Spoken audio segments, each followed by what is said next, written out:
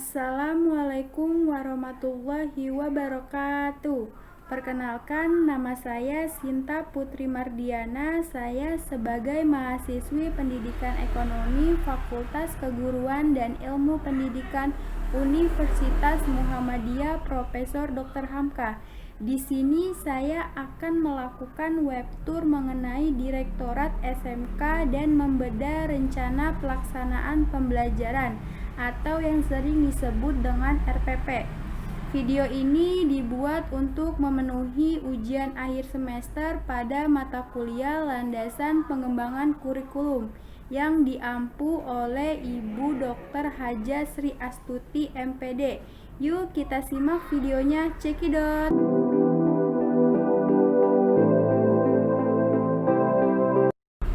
Sekarang saya akan memberitahu untuk ke halaman Direktorat SMK. Yang pertama, kita bisa mengetik website tersebut, yaitu PSMK Kemendikbud. Kemudian kita bisa memilih Direktorat SMK.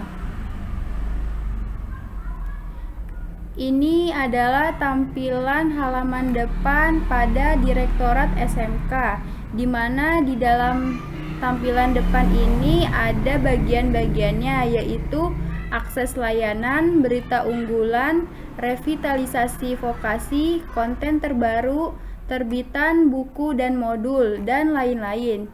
Di dalam tampilan pertama ini, dalam Direktorat SMK terdapat 6 menu. Yang pertama ada profil, yang kedua tata kelola, yang ketiga penilaian penjaminan mutu dan kurikulum, yang keempat kelembagaan, sarana dan prasarana, yang kelima peserta didik, yang keenam tata usaha. Di dalam profil dibagi lagi menjadi 5 bagian.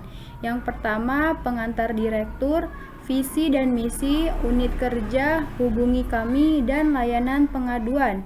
Di menu kelembagaan dan sarana prasarana dibagi menjadi 5 bagian, yaitu standar sarana, standar prasarana, revitalisasi SMK, izin penyelenggara SMK, dan evaluasi tata kelola SMK.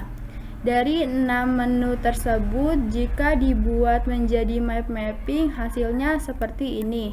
Ini adalah map mapping yang pertama mengenai PSMK Kemendikbud Go ID, di mana ini ada 6 menu yang terdapat di PSMK Kemendikbud. Selanjutnya kita akan membahas mengenai penilaian penjaminan mutu dan kurikulum. Di dalam bidang penilaian penjaminan mutu dan kurikulum terdapat 15 fitur.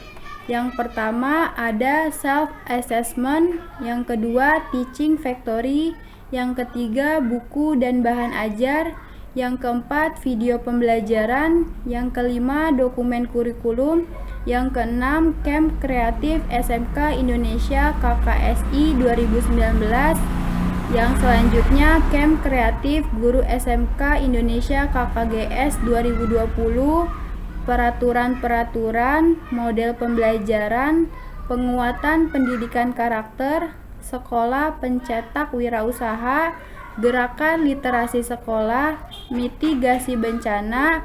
Yang ke-14 ada teaching factory teknopart, dan yang terakhir ada event bidang penilaian atau kurikulum. Dari 15 fitur ini, ketika dibuat map mapping, hasilnya seperti ini. Ini adalah map mapping yang kedua mengenai bidang penilaian penjaminan mutu dan kurikulum. Ini adalah 15 fitur yang ada di bagian bidang penilaian. Selanjutnya kita akan membahas mengenai dokumen kurikulum. Di dalam dokumen kurikulum SMK terdapat 4 menu, yaitu dokumen pembelajaran, dokumen penilaian, peraturan-peraturan, sosialisasi kurikulum. Dari 4 menu tersebut, jika dibuat map mapping, hasilnya seperti ini.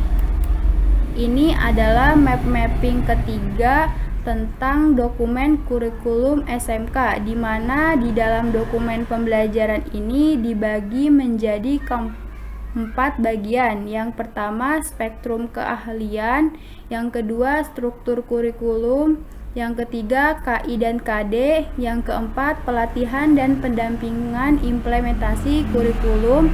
Selanjutnya yang kedua ada dokumen penilaian, di mana di dalam dokumen penilaian ini dibagi menjadi 5 bagian, yaitu uji kompetensi keahlian, ujian nasional, ujian sekolah berstandar nasional, ujian paket kompetensi, dan sosialisasi pelatihan aplikasi e-rapot SMK. Selanjutnya yang ketiga ada peraturan-peraturan. Di dalam peraturan-peraturan ini ada bagiannya yaitu Standar Nasional Pendidikan SMK atau MAK. Yang keempat sosialisasi kurikulum. Selanjutnya saya akan membahas di bagian dokumen pembelajaran terlebih dahulu, di mana di dalam dokumen pembelajaran ini yang pertama ada spektrum keahlian SMK ataupun MAK. Di dalam spektrum ini terdapat Perdirjen tahun 2018 nomor 6. Kita bisa mendownloadnya terlebih dahulu di sini. Ini adalah tampilan dari Perdirjen tahun 2018 nomor 6. Apa sih spektrum keahlian? Spektrum keahlian merupakan acuan dalam pembukaan dan penyelenggaraan bidang atau program atau kompetensi keahlian pada SMK maupun MAK. Jadi yang termasuk dalam spektrum keahlian ini yaitu siswa SMK ataupun MAK. Setiap SMK atau MAK ini dapat membuka program pendidikannya selama 3 tahun ataupun 4 tahun. Bisa disesuaikan sesuai dengan bidang keahliannya. Spektrum keahlian ini harus disesuaikan agar sejalan dengan tuntutan perkembangan kurikulum, ilmu pengetahuan, teknologi, seni, dinamika perkembangan global, dan kebutuhan dunia kerja. Dalam penambahan bidang keahlian ini, kita bisa mengacu kepada ketentuan yang mengatur tentang pendirian satuan pendidikan SMK ataupun MAK. Spektrum ini ditetapkan di Jakarta pada tanggal 7 Juni 2018. Ini adalah lampiran mengenai spektrum keahlian, di mana di dalam spektrum keahlian ini di setiap provinsi sama. Cuman yang membedakannya ini hanya dari bidang keahliannya. Di sini ada bidang keahlian, program keahlian, ataupun kompetensi keahlian. Di bidang keahlian ini terbagi menjadi 9 bagian.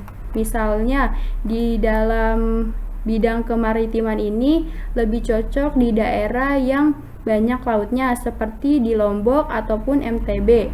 Selanjutnya di bidang keahlian pariwisata ini lebih cocok digunakan di daerah yang banyak wisatawan atau banyak tempat-tempat wisata seperti Yogyakarta ataupun Bali. Selanjutnya yang kedua kita bahas mengenai struktur kurikulum SMK atau MAK, di mana di dalam struktur kurikulum ini terdapat Perdirjen tahun 2018 nomor 7. Sebelumnya kita juga bisa mendownloadnya terlebih dahulu di sini. Ini adalah tampilan dari struktur kurikulum. Struktur kurikulum ini merupakan acuan dalam penyelenggaraan pembelajaran SMK atau MAK, di mana dalam struktur kurikulum ini memiliki perangkat pembelajaran seperti kompetensi dasar tiap mata pelajaran, silabus, RPP, dan kelompok kompetensi yang dapat dilakukan sertifikasi kompetensi. Struktur kurikulum ini ditetapkan di Jakarta pada tanggal 7 Juni 2018. Ini adalah lampiran dari struktur kurikulum, di mana contohnya yaitu bidang keahliannya teknologi dan rekayasa, program keahliannya teknik konstruksi dan properti, kompetensi keahliannya konstruksi gedung, sanitasi, dan perawatan. Ini belajarnya 4 tahun. Di sini ada mata pelajaran yang dibagi dalam 3 muatan. Yang pertama muatan nasional, yang kedua muatan kewilayahan, yang ketiga muatan peminatan kejuruan. Di mana di dalam muatan peminatan kejuruan ini dibagi lagi ke dalam 3 bagian, yaitu dasar bidang keahlian, dasar program keahlian, dan kompetensi keahlian. Ini adalah jumlah alokasi waktu pada setiap mata pelajarannya. Selanjutnya di sini dibagi alokasi waktu tersebut pada semester 1 dan semester 2 pada mata pelajaran tertentu. Jadi alokasi waktunya dibagi-bagi sesuai dengan ketentuan. Contohnya untuk mata pelajaran pendidikan agama ini pada semester 1 ini 3 jam dan pada semester 2 ini 3 jam. Dan selanjutnya dan seterusnya. Selanjutnya, untuk persamaan dari spektrum keahlian dan struktur kurikulum yaitu sama-sama ditetapkan pada tanggal 7 Juni 2018. Yang kedua, spektrum keahlian dan struktur kurikulum ini sama-sama memiliki acuan atau pedoman untuk kegiatan pembelajaran.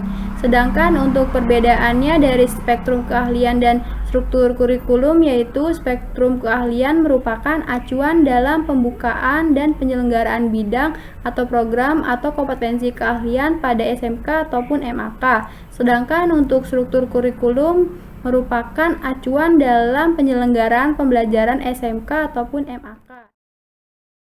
Selanjutnya yang ketiga kita bahas mengenai KI dan KD SMK atau MAK. Di dalam KI dan KD ini terdapat beberapa bagian. Yang pertama ada Perdirjen Dikdasmen nomor 646.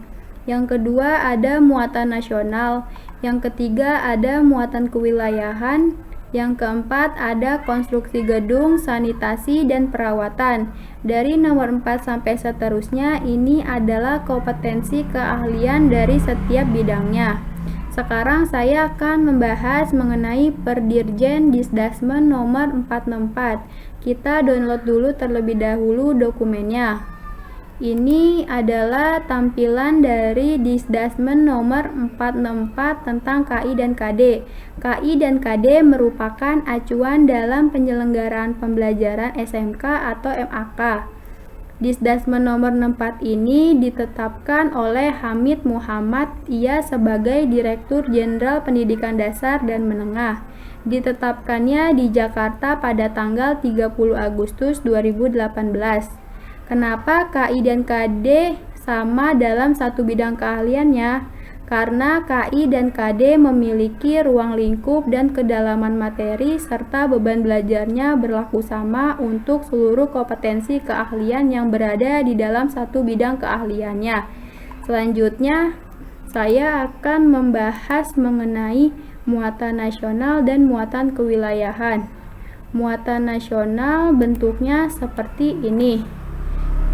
Ini adalah lampiran tentang KI/KD dalam muatan nasional. Di dalam muatan nasional ini terdapat KI dan KD-nya. Selanjutnya, untuk bentuk muatan kewilayahannya seperti ini, tidak jauh berbeda dengan muatan nasional. Terdapat KI dan KD-nya. Selanjutnya, untuk perbedaan dari muatan nasional dan muatan kewilayahan ini yaitu untuk KI dan KD nasional mengacu pada KI dan KD nasional pada setiap mata pelajaran. Sedangkan untuk muatan kewilayahan ini untuk KI dan KD-nya mengacu pada KI/KD kewilayahan sesuai dengan mata pelajarannya. Untuk kesamaannya dari muatan nasional dan muatan kewilayahan ini yaitu sama-sama memiliki tujuan kurikulum yang sama terkait yaitu 4 aspek kompetensi yaitu sikap spiritual, sikap sosial, pengetahuan, dan keterampilan. Selanjutnya kita buka mengenai kompetensi keahliannya yang untuk di Jakarta, yang cocok untuk di Jakarta yaitu bisnis darling dan manajemen. Kita lihat KI/KD-nya seperti apa. Ini KI/KD-nya seperti ini.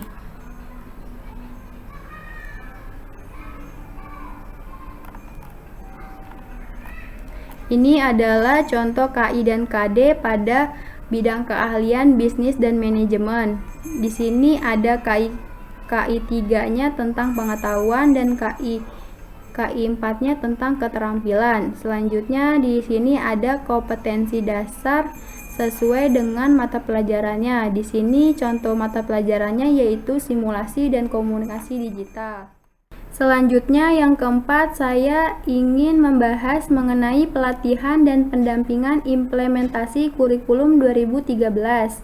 Di sini terdapat 10 bagian. Yang pertama ada dinamika perkembangan kurikulum, yang kedua ada penyusunan sosial USBN, yang ketiga ada kebijakan dan konsep PPK, yang keempat ada konsep penguatan literasi, yang kelima ada panduan pelatihan pendampingan K13, yang keenam ada spektrum keahlian, yang ketujuh ada analisis SKL KIKD, yang kedelapan ada analisis materi IPK, yang kesembilan ada analisis penerapan model pembelajaran, yang kesepuluh ada analisis penilaian.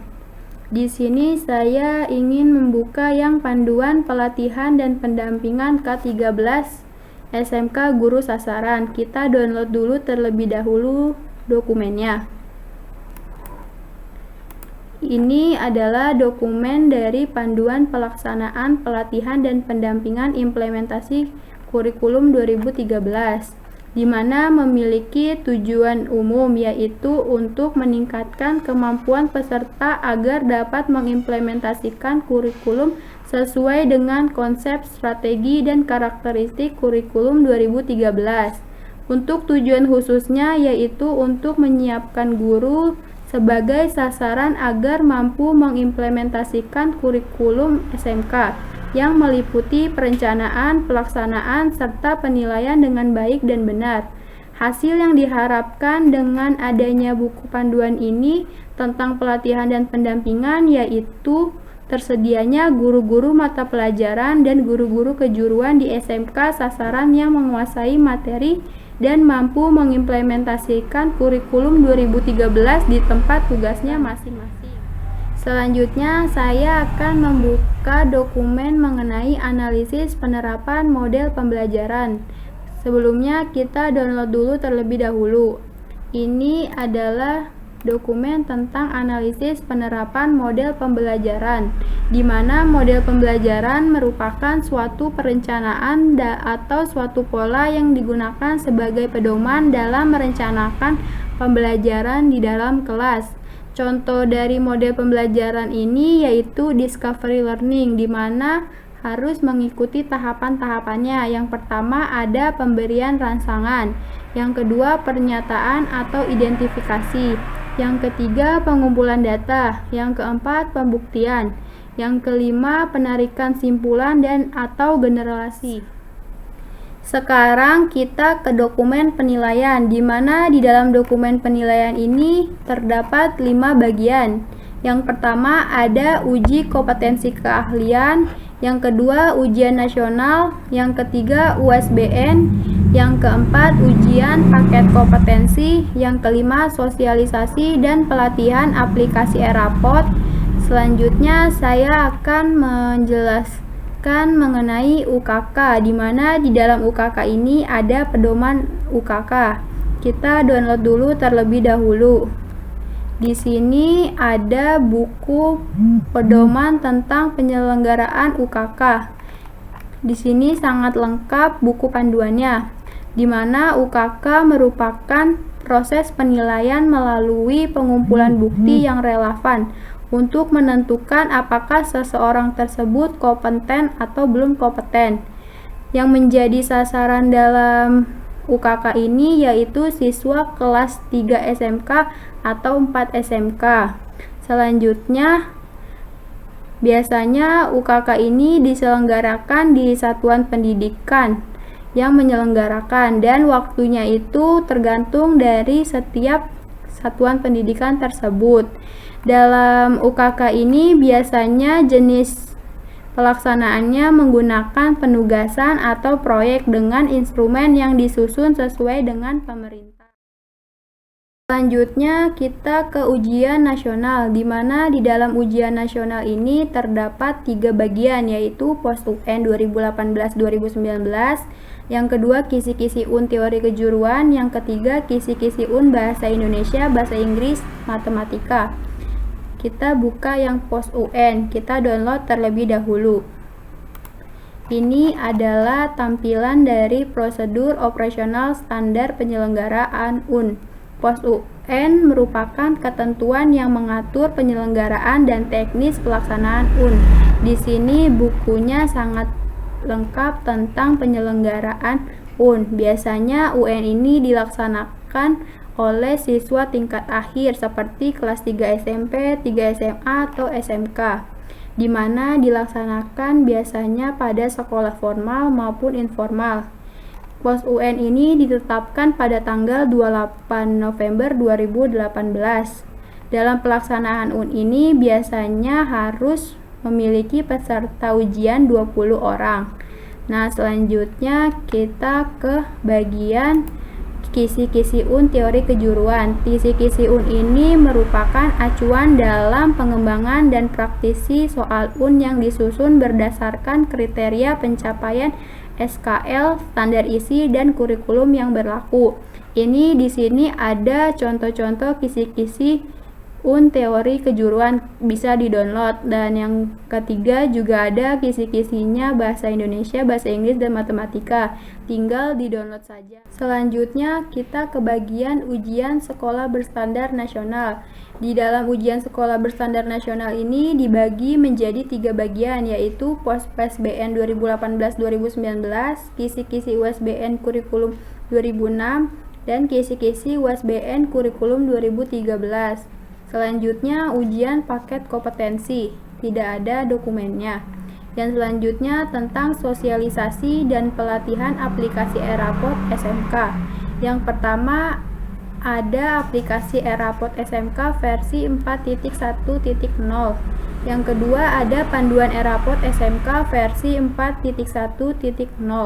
Yang ketiga ada panduan penilaian hasil belajar dan pengembangan karakter pada SMK.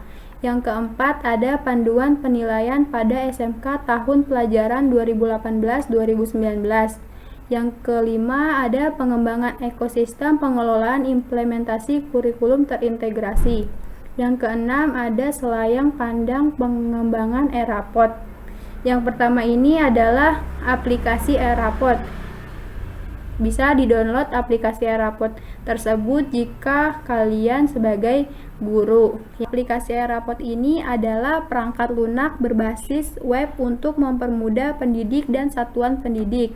Tujuannya yaitu mempermudah dalam penilaian peserta didik berupa laporan hasil belajar dari siswa tersebut. Selanjutnya di sini yang kedua ada panduan e-rapot SMK versi 4.1.0. Kita download dulu terlebih dahulu dokumen tersebut. Ini adalah dokumennya tentang panduan penggunaan e-rapot, di mana panduan ini dijadikan sebagai acuan praktis bagi para guru dalam merencanakan, mengolah, menganalisis, dan melaporkan kegiatan penilaian dengan menggunakan aplikasi tersebut. Diharapkan dengan adanya buku panduan ini, para guru dapat melaksanakan tugasnya dalam melakukan penilaian secara lebih profesional. Buku panduan ini ada petunjuk dalam penggunaan e-rapot baik dari penginstalan atau pengisian nilai.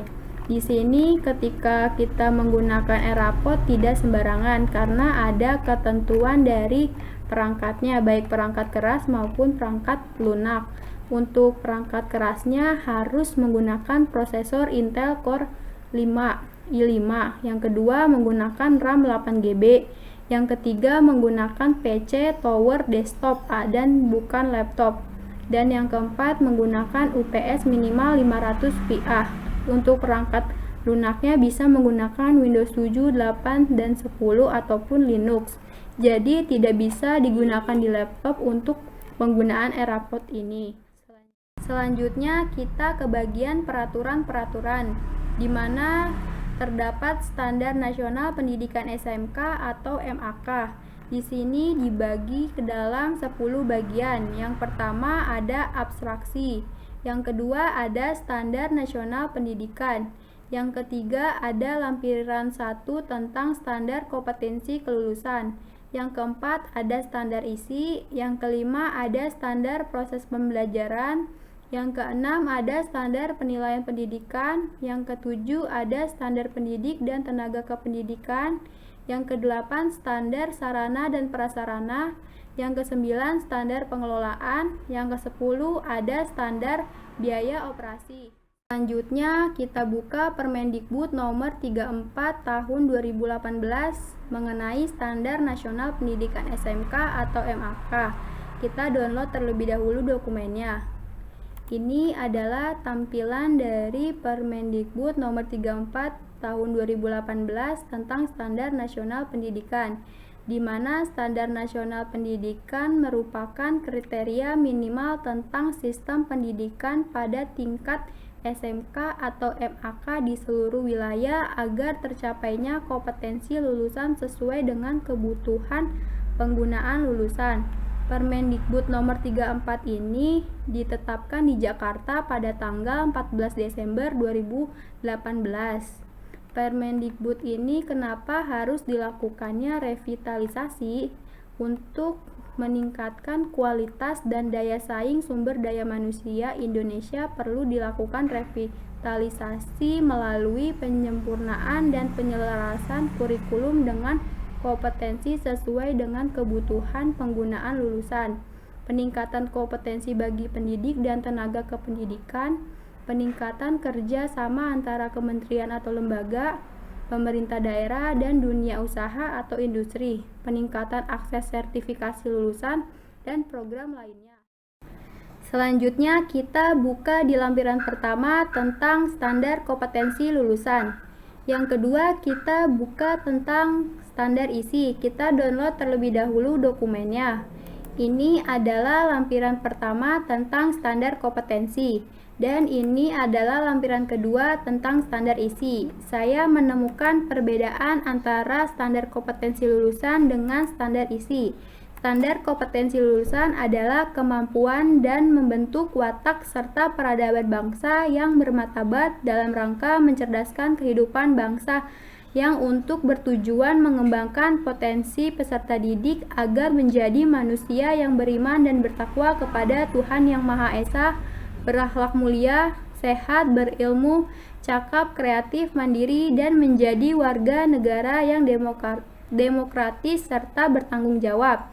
Sedangkan untuk standar isi terdiri atas area kompetensi di mana standar kompetensi lulusan, substandar kompetensi lulusan, dan ruang lingkup materi. Untuk kesamaan dari standar kompetensi lulusan dan standar isi, sama-sama memiliki kemampuan dan kualitas untuk menghasilkan lulusan yang berkompeten. Untuk keterkaitannya di mana standar isi ini mengacu pada standar kompetensi yang mengintegrasikan ke ranah pengetahuan, keterampilan, sikap. Selanjutnya kita ke bagian sosialisasi kurikulum, di mana di bagian sosialisasi kurikulum ini ada 3 bagian. Yang pertama ada PPT, sosialisasi, spektrum, dan struktur kurikulum. Yang kedua ada resum sosialisasi, spektrum, dan struktur kurikulum 2018. Yang ketiga ada panduan aplikasi Dapodik versi 2018. Saya akan membuka PPT sosialisasi spektrum dan struktur kurikulum. Kita bisa mendownloadnya di sini. Ini adalah tampilan dari sosialisasi spektrum dan struktur kurikulum SMK.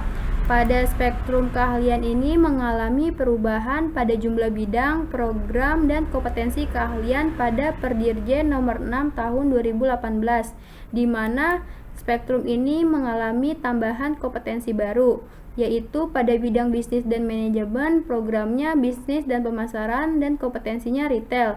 Untuk logistik, program keahliannya, dan untuk kompetensi keahliannya yaitu manajemen logistik. Untuk bidang pariwisata, programnya yaitu perhotelan dan jasa pariwisata. Untuk kompetensi yaitu hotel dan restoran. Sedangkan pada bidang seni dan industri kreatif, programnya yaitu seni broadcasting dan film. Untuk kompetensinya ada produksi film. Selanjutnya, untuk struktur kurikulum ini mengalami perubahan pada mata pelajaran Bahasa Indonesia dan mata pelajaran Produk Kreatif dan Kewirausahaan, di mana mengalami jam perubahan. Pada pelajaran Bahasa Indonesia, kelas 12 mengalami perubahan jam yang awalnya dari 3 jam menjadi 2 jam. Untuk mata pelajaran Produk Kreatif dan Kewirausahaan ini mengalami perubahan jam untuk kelas 11 dari jam 5 jam menjadi 7 jam.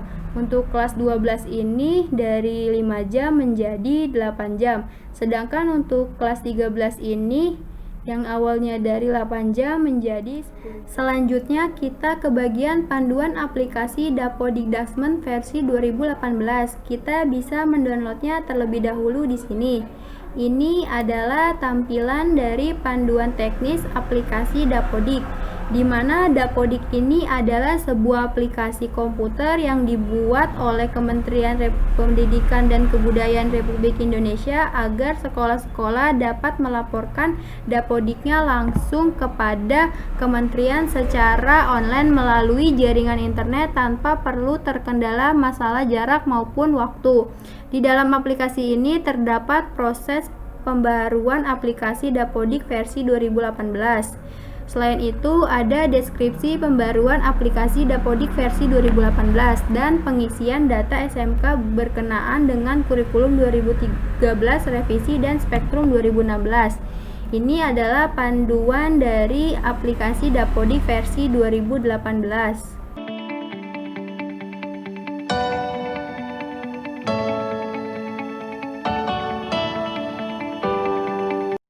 Sekarang saya akan membedah rencana pelaksanaan pembelajaran atau yang sering disebut dengan RPP.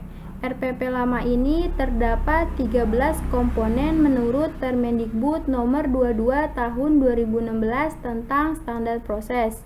Yang pertama ada identitas sekolah, yang kedua ada identitas mata pelajaran atau tema, yang ketiga kelas atau semester, yang keempat materi pokok, yang kelima alokasi waktu, yang keenam tujuan pembelajaran, yang ketujuh kompetensi dasar dan indikator pencapaian kompetensi, yang kedelapan materi pembelajaran, yang kesembilan model pembelajaran, yang kesepuluh media pembelajaran, yang kesebelas sumber belajar, yang ke-12 langkah-langkah pembelajaran, yang ke-13 penilaian hasil belajar.